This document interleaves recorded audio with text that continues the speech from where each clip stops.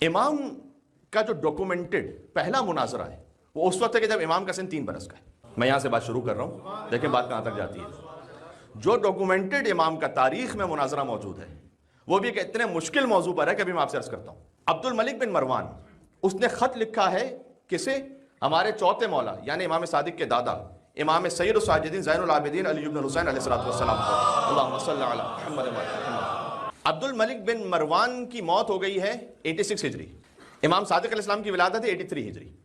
یہ ذہن میں رکھیے گا. عبد الملک بن مروان نے جب خط لکھا ہے اپنی زندگی کے اواخر میں تو گویا یہ 86 ہجری کا واقعہ یا شاید 85 کا بھی واقعہ ہو، ہمیں نہیں معلوم. اس نے خط لکھا ہے امام زین العابدین علیہ السلام کو. امام زین العابدین کی شہادت 95 ہجری. تو اس نے خط لکھا اور اس نے کہا کہ ہمارے یہاں پر ایک بڑا فلسفی ہے اور وہ قدری ہے. ایک قدریہ فرقہ بنا تھا زمانے میں، اس کے نظریات ابھی تک بھی کچھ باقی ہیں جس میں 2 ایکسٹریمز ہیں. ایک ہے اشاعرہ، ایک ہے معتزلہ.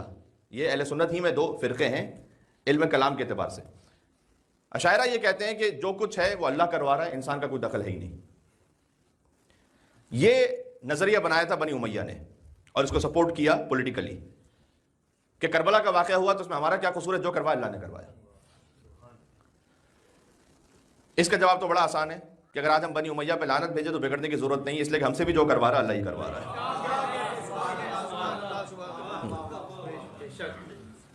دوسرا اس کے بالمقابل نظریہ بنا وہ ہے فرقہ قدریہ کہ اللہ کے پاس کوئی اختیار ہی ختم ہو گیا، اس نے ہمیں جو خلق کر دیا تو اب جو کر رہے ہیں ہم کر رہے ہیں، اللہ کا بھی اختیار ختم.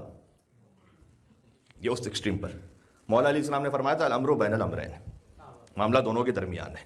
اس کی وضاحت کبھی اور. امام زین العابدین کو خط لکھا عبد الملک بن مروان نے کہ یہ جو قدری فرقے کا عالم ہے جو یہ کہہ رہا ہے کہ جو کر رہے ہیں ہم کر رہے ہیں، اس لیے کہ ہمیں اپنے اعمال کا حساب کتاب دینا ہے. تو اللہ کو کہاں سے اختیار ہے؟ اللہ کا ہمارے پاس اختیار نہیں ہے کہ وہ ہم سے کروائے، جو کر رہے ہیں ہم کر رہے ہیں. تو اس کا کوئی جواب نہیں، اس کا جواب دینے والا کوئی نہیں. امام زین العابدین علیہ السلام خود موجود ہیں، ان کے فرزند امام باقر علیہ السلام موجود ہیں. اللہم صلی علی محمد وعلی محمد. امام نے جواب دینے کے لیے بھیجا 3 برس کے امام جعفر صادق علیہ السلام کو. امام جعفر صادق علیہ السلام 3 برس کے سن میں وہاں پہنچے عبد الملک بن مروان شام میں.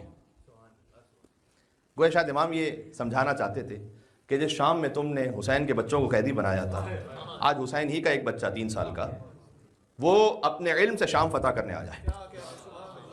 ضرورت پڑی ہے تمہیں کہ اب حسین ہی کی اولاد میں سے کسی کو بلاؤ کہ وہ جواب دے. تو امام وہاں پہنچے تو اس قدری فرقے کا عالم نے کہا کہ یہ ایک عجیب تماشا ہے کہ بڑے بڑوں کو میں شکست دے چکا ہوں اور یہ 3 سال کا بچہ میرے سامنے.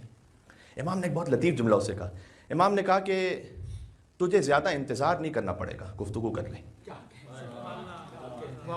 اس نے کہا کیا مطلب ہے آپ کا کہ مجھے زیادہ انتظار نہیں کرنا پڑے گا؟ امام نے کہا سورہ الحمد ہی میں بات واضح ہو جائے گی، میں اپنے الفاظ میں کہوں تو کام تمام ہو جائے گا.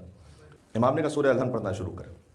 بسم اللہ الرحمن الرحیم الحمدللہ رب العالمین الرحمن الرحیم مالک یوم الدین ایاک نعبد و ایاک نستعین. امام نے کہا رک جاؤ، اگر سارا اختیار تمہارا ہی ہے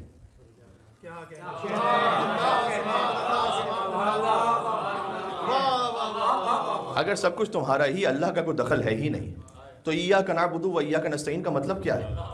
پروردگار میں تیری عبادت کرتا ہوں، تجھ سے مدد چاہتا ہوں. اللہ کا جب اختیار ہی نہیں ہے تیرے بقول تو اللہ کی مدد کی گنجائش کہاں ہے پھر؟ تو پھر اللہ کو کیوں دعوت دے رہا ہے کہ تیری تقدیر میں دخل دے؟